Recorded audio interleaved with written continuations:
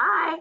All right, today we're going to be jumping into the Calc chapter 2, where we're going to be looking at basic differentiation and rates of change. So we're going to split 2.2 into two different pieces so that we're not totally overwhelmed, okay? But 2.2 is a super cool section.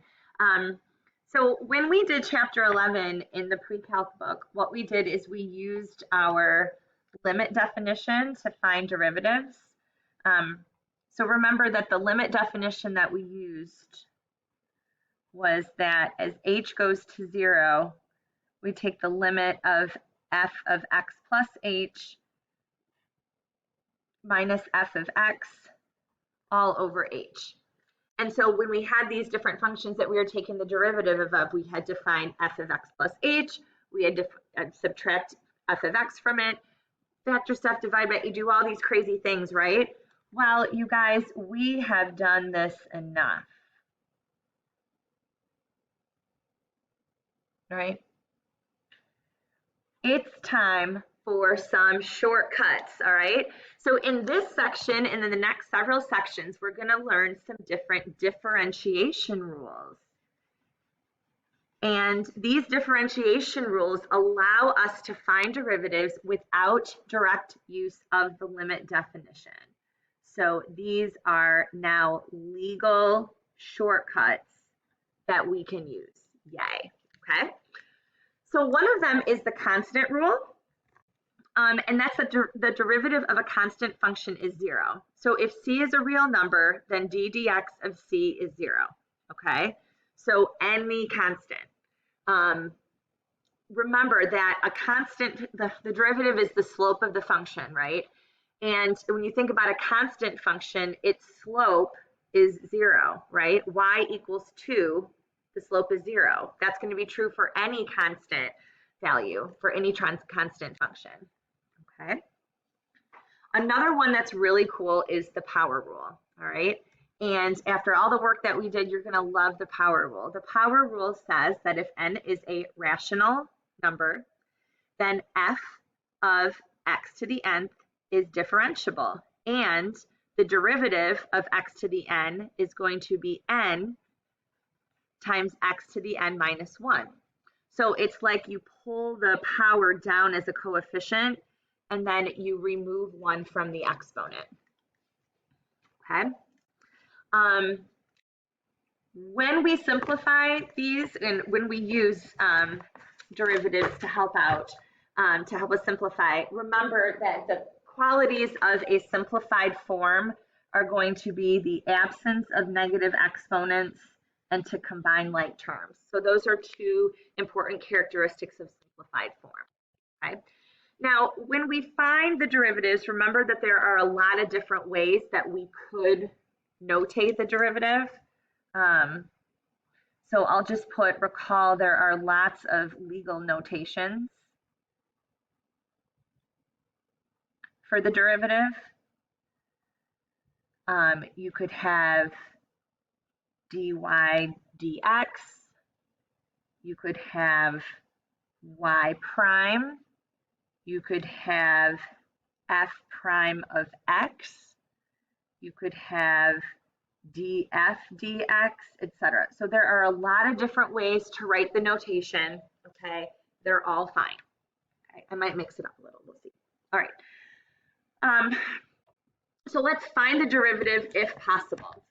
And in number 1, we have y equals the square root of 5. Well, this is one of our rules. This is constant, so we want to use the constant rule. Okay, and because we're just beginning this now, I'm going to kind of do a little bit of overkill here. What we're really doing is we are taking d dx of the left and d dx of the right. And then when we do that, we're able to actually simplify. So this right here would give me dy dx, or I like the prime, so y prime.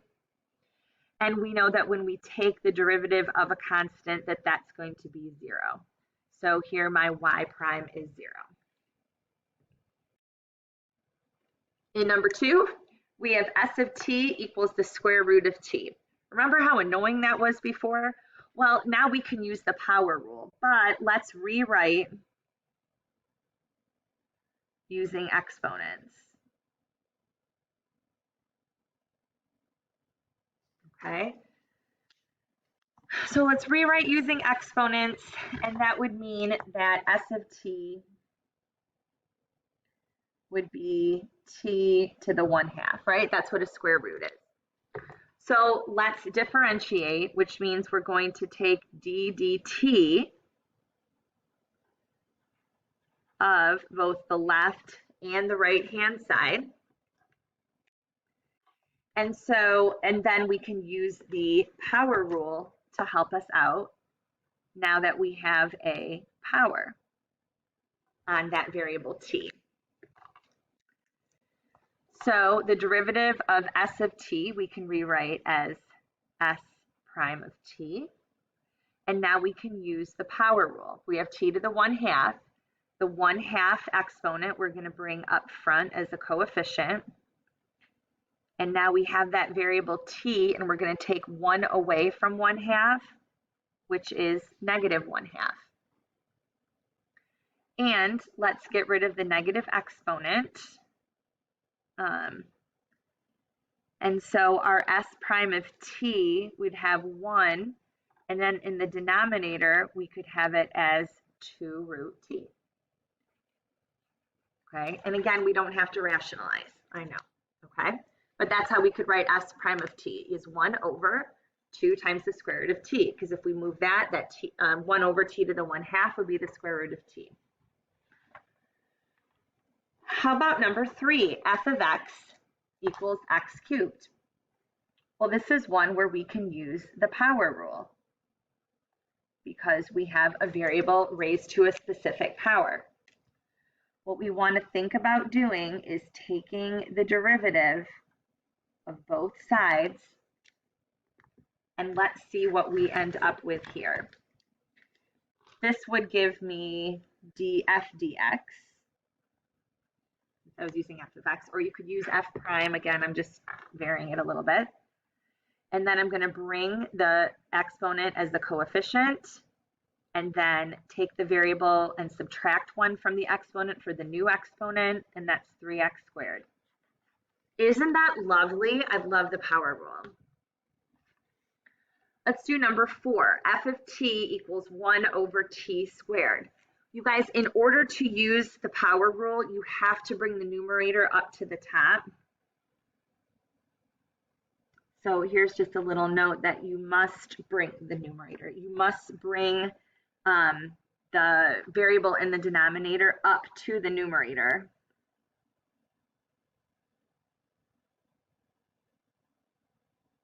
To use the power rule. So that means that we're going to want to think about this 1 over t squared. We would want to think about that instead as t to the -2. Okay, so if we do have something, I know it's in our final answer we don't want a negative exponent, but to use the power rule, sometimes we have to think about those positive exponents in the denominator as negative exponents in the numerator. And again, we want to think about taking the derivative of each side. So think about doing d dt to each side. And this I could call df dt. And let's use our power rule. -2 becomes the coefficient. And now we have t to 1 less than -2, which would be to the -3rd power. So that means that df dt would be -2 over t to the 3rd power. Okay. In number 5, we have f of x equals the opposite of x. Here, notice that there's a negative in front, so really we technically should think about taking out the constant. And so thinking about saying that we have f of x equals -1 times x. And when we differentiate, then that's really when we're pulling that out. So we're taking d dx of both sides, but again, pulling it out, pulling the -1 out, pulling out that constant. So that gives me, I could use f prime of x equals -1. And then when we have x, notice if you do use the power rule, you end up with 1 times x to the 0. Well, that's just 1, isn't it? So that's the thing, is that when you have just the derivative of x, we'll see that that's just going to give us 1. So I see that f prime of x in this case is going to give me -1. Okay. And number 6, I have f of x equals 0. Again, what we can do is just use the constant rule. And so when I use the constant rule, I think it's going to be pretty obvious then that our f prime of x is going to be 0. So again, you do want to differentiate both sides. And because 0 is a constant, then our derivative will be 0. Okay, so that's just a little bit about using the constant rule and using the power rule. Okay, now in example 7, they want us to find the slope of the graph of f of x at different points. Well, we know that when we want to find the slope of the graph, that's really telling us to find the derivative. So let's find the derivative using the power rule. If we take the derivative of f of x, we could think about that as f prime of x. We could think about that as df dx. But let's find it. We're going to move our coefficient up front. And then, move our exponent up front as a coefficient and then reduce the power. So I see that our derivative is going to be 4x cubed. And so this is going to be the slope at any point, but we can evaluate it at these different points. I do want to introduce another notation to you. If you said something like df dx at x equals -1, that's another notation that we could use. This tells you what value to substitute.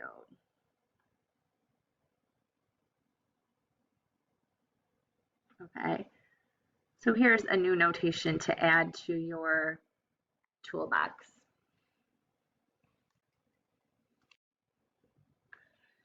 So if we were to evaluate df dx at x equals -1, we know df dx is 4x cubed, so that means that we're going to find 4 times -1 cubed. We can see that's going to be 4 times -1, so that would be -4. Okay. Let's practice that notation again. Let's evaluate df dx at x equals 0. That means that we would use our derivative, 4x cubed, but put 0 in. And we can see that that would give us 0. And we can find the slope at 1 by evaluating df dx at x equals 1. And again, we'll just use our rule. And we find that at x equals 1, the slope would be 4. So that's the thing, is that here we have this, this function, and again, the slope is going to be different at pretty much every point, right? And it's so much easier to do when we can use the power rule to help us find our derivative. Now in example 8, we're going to look at the idea of the tangent line. This asks us, 8a wants us to find an equation of the tangent line of f of x equals x squared when x equals -2. So the first thing we need when we're finding an equation of a line is the slope. So let's use the derivative to find the slope.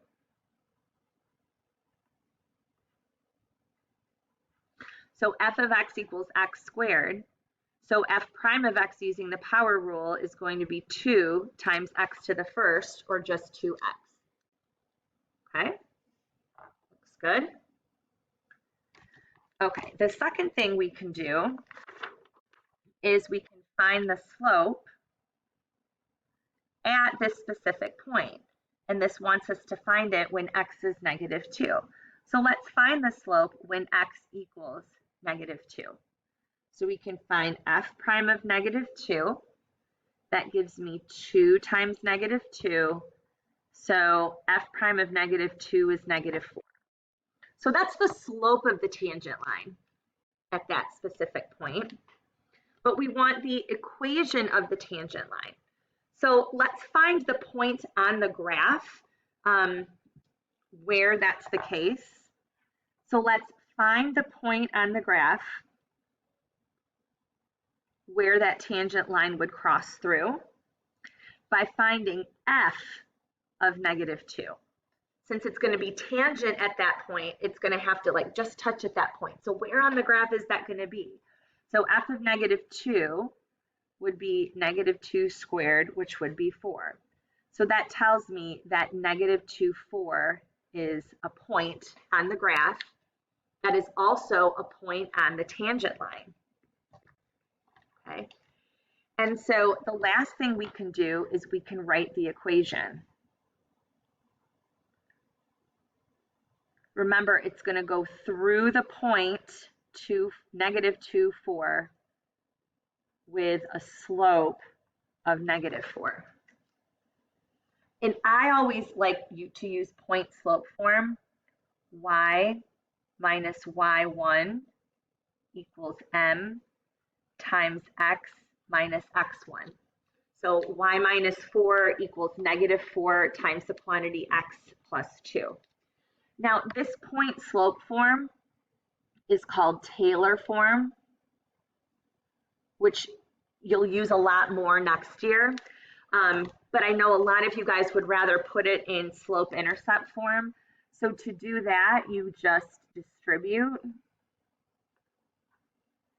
and then isolate y.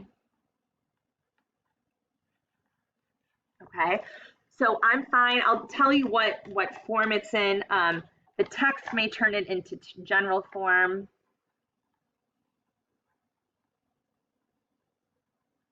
And remember that general form is when it equals 0, okay? So that might be another form. So if your answer is this and the book has 4x plus y plus 4 equals 0, they're the same thing, right? Okay. All right, so then letter B wants us to find the points on the graph where the slope is negative 8. So it wants to know when the slope is negative 8. So this is asking us, when is f prime of x equal to negative 8? Well, let's go back and remember that f prime of x was 2x, right? So when is 2x equal to negative 8? Well, that's when x is negative 4. And we're just about done. Now what it wants us to do is to find that point on the graph.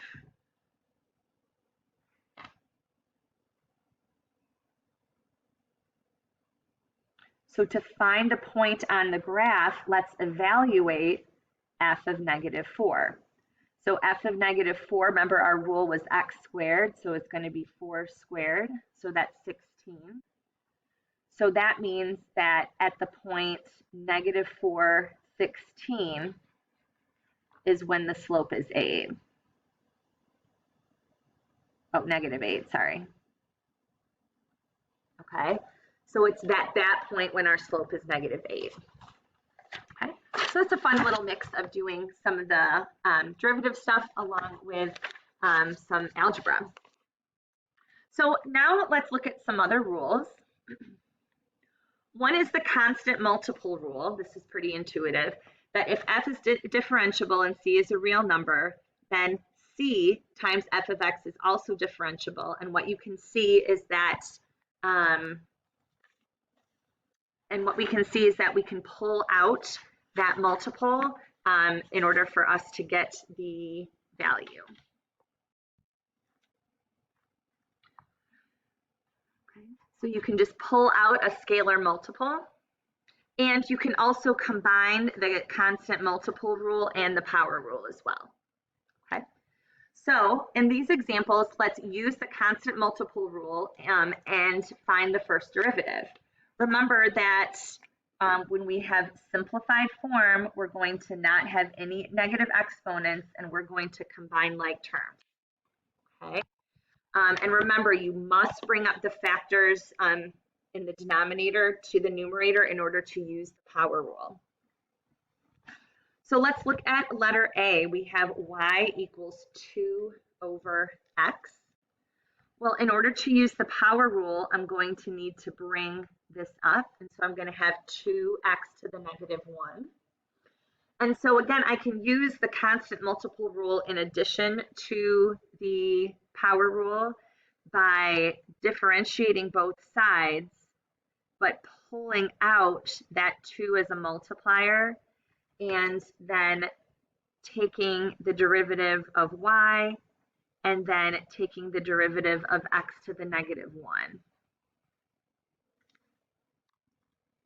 So that means that my dy dx would be 2. And now let's take the derivative of x to the negative 1. The negative 1 comes in front. We take 1 off of the exponent, so that gives me x to the negative 2. And then let's simplify. My dy dx would give me negative 2. And then let's put this in the denominator and make the exponent positive. So I have negative 2 over x squared. Okay. In letter B, I have f of t equals 4/5 t squared. So let's take the derivative of both sides. I think you guys kind of get this now, so we won't write that every blessed time. So if I take the derivative, I can pull this 4/5 as a constant multiplier out, and then take the derivative of t squared. So the derivative of t squared is going to be 2 times t to the first, or just 2 times t. So let's just simplify that a little bit. And we could say that that is like 8/5 t, or you could put 8t over 5, I guess. Okay, either one of those is okay. In our letter C, we have got y equals 2 times the square root of x over x. And maybe we could think about combining these. This would be like 2x to the 1/2 over x. And if we subtract those exponents, this is really like 2 times x to the negative 1/2, essentially, right? We could take 1/2 minus 1. That really gives us 2x to the negative 1/2. And although we wouldn't want that as a final answer, that can be helpful for us when we take the derivative. So if I use y prime, then I'm going to pull the 2 out and now take the derivative of x to the negative 1/2. I can use the negative 1/2 as the multiplier in front. And now I take 1 away from negative 1/2 to give me negative 3/2. And I can see that the 2's cancel. So when I'm simplifying for y prime, I'm going to have negative 1, and I ran out of room, over x to the 3/2. Okay, and that would be my y prime. So I have the negative 1 and x to the negative 3/2. I can move to the denominator to make x to the positive 3/2, so that I have positive exponents in my final answer. In letter D, I need to move this up to the top. So I'm going to have 1/2, and I'm going to think about that as x to the negative 2/3. So my derivative is, I'm going to take the 1/2 out, and now take the derivative of x to the negative 2/3. So that's going to be negative 2/3 times x. I need to subtract 1 from negative 2/3. That's going to be negative 5/3. And then I can do some simplification. So my dy dx is going to be negative 1 and then over 3 x to the 5/3 when we simplify everything. Okay. Is this fun? I don't know, I think it's fun. Letter E, f of x equals negative 3/2 times x. So if I did f prime of x, I can pull out the negative 3/2 and then take the derivative of x. Remember, the derivative of x is going to be like 1 times x to the 0, which is just going to be 1. So f prime of x does equal negative 3 halves in this situation. Okay. Letter F, I've got y equals 5 over 2x cubed. Well, again, before I use the power rule, I've got to think about bringing that exponent up to the numerator, and then I can use the power rule along with the constant multiplier rule. So dy dx equals 5 halves, and now let's take the derivative of x to the negative third. That's going to be negative 3 times x to the negative fourth. So that means that my dy dx would be, let's see, negative 15 over 2, and then x to the fourth would come to the denominator, so it could be positive. All right. In letter G, f of x equals 5 over 2x cubed. Well, let's simplify that a little bit. This is really like 5 over 8x cubed. So that's really like 5/8 times x to the negative third. Okay, so again, that's important for us to do.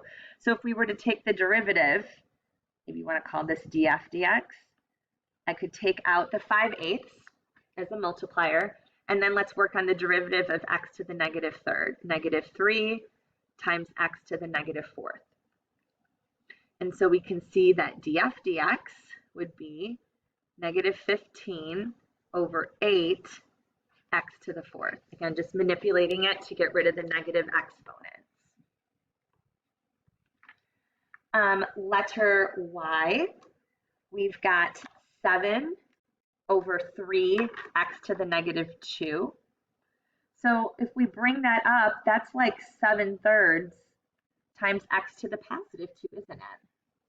So my y prime could be 7/3 times 2 times x to the first. So that means that y prime is going to be 14/3 x. And let's try one more. Here I have f of x is 7 over 3x to the negative 2. I'm going to bring this whole thing up to the numerator and raise it to the positive 2. You could put it 3 to the negative 2, x to the negative 2, but then you just have to bring them both up again. So this ends up being 7 times 9x squared, which is 63x squared. So that's really what I'm going to want to take the derivative of. So sometimes it is nicer for us just to simplify the function first. So again, essentially, f of x we've simplified as 63x squared. That looks a lot nicer than this, doesn't it? So if I wanted f prime of x, then that would be 63 times 2x to the first. And so essentially, oops, f prime of x is going to be 126, yeah, 126x. Okay. So that's using the idea of the constant multiple rule in addition to the power rule.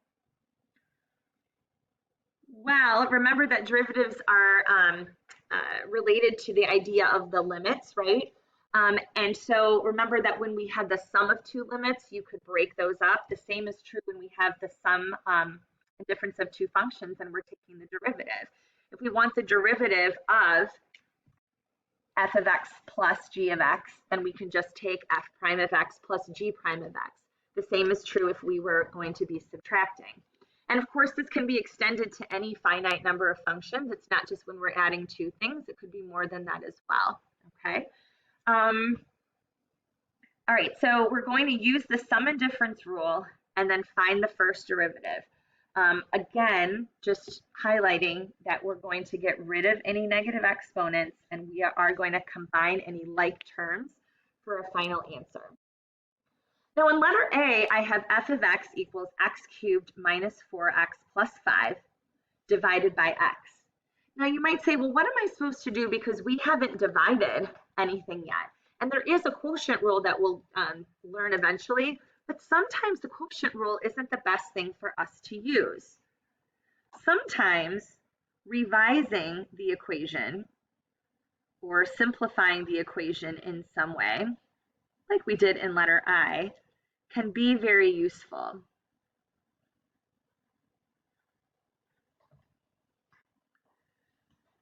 So what I could do is divide every single one of these terms by x, and that would leave me with x squared minus 4 plus 5 over x, which I think we can jump, you guys are smart, jump right to 5x to the negative 1. Are you guys cool with that? Okay. And then what we want to do is differentiate. Now when we differentiate, oops, sorry, I'll just start over.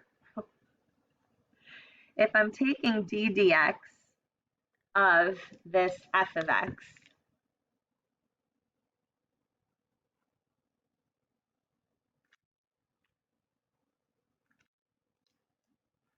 and then I want to differentiate this side, I can differentiate then each of these little pieces. I can differentiate x squared, and then I can subtract the differentiation of 4, and then I can add the differentiation of 5x to the negative 1. I mean, and technically you could pop that 5 out as well. But the point is that because we have these different terms, we are able to differentiate each term separately. So here, this could give me f prime of x or f dx or whatever you want. And let's differentiate x squared. That gives me 2 times x to the first, or 2x, minus the differentiation of a constant is 0. And then this is going to give me plus 5. And if I differentiate x to the negative 1, that's like negative 1 times x to the negative 2. So let's see what that could look like. Oh my gosh, sorry. So f prime of x is going to equal 2x minus 0. We don't do anything with. And let's clean this up a little bit. Let's change it to minus and then 5 over x squared. That's fine. We don't have any negative exponents in the answer, and we've combined any like terms that are possible.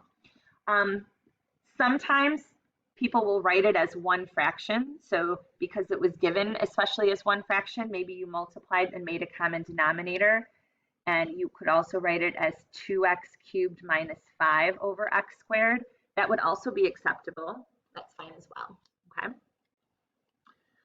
In letter B, we have g of x equals the opposite of x to the 4th over 2 plus 3 times x cubed minus 2x. Well, let's take each one of these separately, and let's differentiate this guy here. I'm going to pull out a negative 1/2, and then if I'm dealing with x to the 4th, that's going to be like 4 times x cubed. Now I'm going to pull the 3 out, and now I'm going to differentiate x cubed. That's going to be 3 times x squared. Now I'm going to pull the 2 out and then differentiate the x. Are you guys seeing that that's always 1? Okay. And then we could clean this up a little bit. This looks like negative 2x cubed plus 9x squared minus 2. And that would be your g prime of x. That would be your derivative.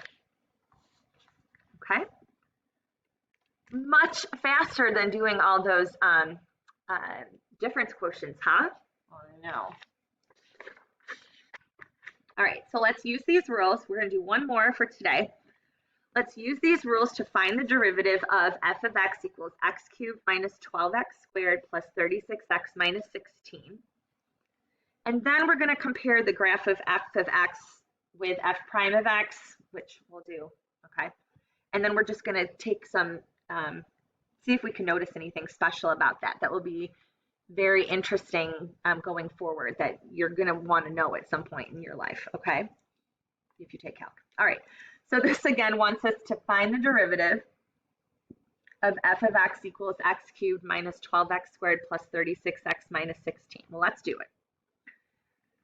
So f prime of x, this would give me 3x squared minus 12 times 2x to the first plus 36 times 1, and then the square root of, the derivative of negative 16 is 0.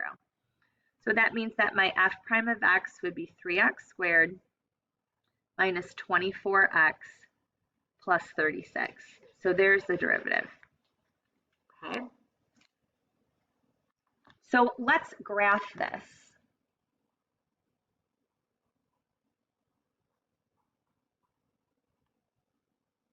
Okay. So this is f of x, and I want us to graph the derivative. So let's review graphing quadratics. I'm going to factor out a 3, minus 8x plus 12. And then that can be f of x equals 3, x minus 6, x minus 2. So this tells me that I'm going to have x-intercepts at 6, 0, and 2, 0. I don't know why that's dotted. Does that show up like that for you guys? That's supposed to be the x-axis. Okay, so I can see that, well, this is kind of crammed. I'm going to go 1, 2, 3, 4, 5, 6, 7, 8, 2, 4, 6, 8. Okay, and then, so this is going to be at 6, 0, and 2, 0, just because those are so close together. Okay. And so now let's maybe find the vertex. So we know that if, I don't know, for me, you could use negative b over 2a if you wanted. I know that for my vertex, it's halfway between my x-intercepts. Sorry, I divided early. So we'd have 8 over 2, which is 4. And then f prime of 4 would give me 3. I'm going to put it into this one. 4 minus 6 is negative 2. 4 minus 2 is 2. So f prime of 4 is going to give me negative 12. So that means my vertex is at 4, negative 12. So I'm going to go by 2's then. 2, 4, 6, 8, negative 10. And so I'll do this up here too. 2, 4, 6, 8. This is positive 10. So at 4, negative 12, that would be my vertex.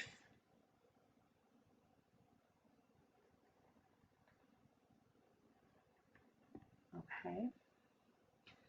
And obviously this y-intercept would be 36, so we're not going to see where that is. Oh, shoot, sorry about that. Okay.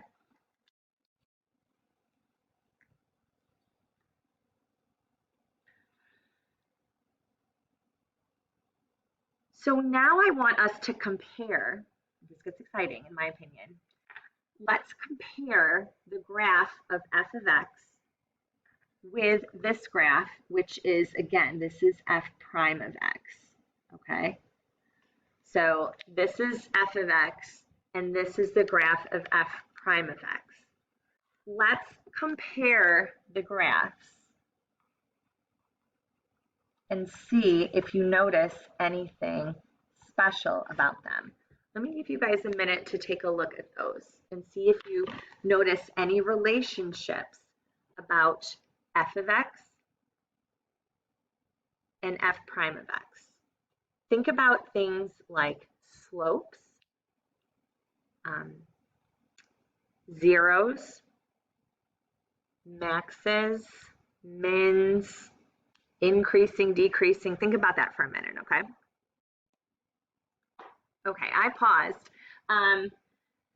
So let's look at some things. Look at, do you see that they have these slopes that are drawn? Do you notice here at these 2 points that the slope is 0?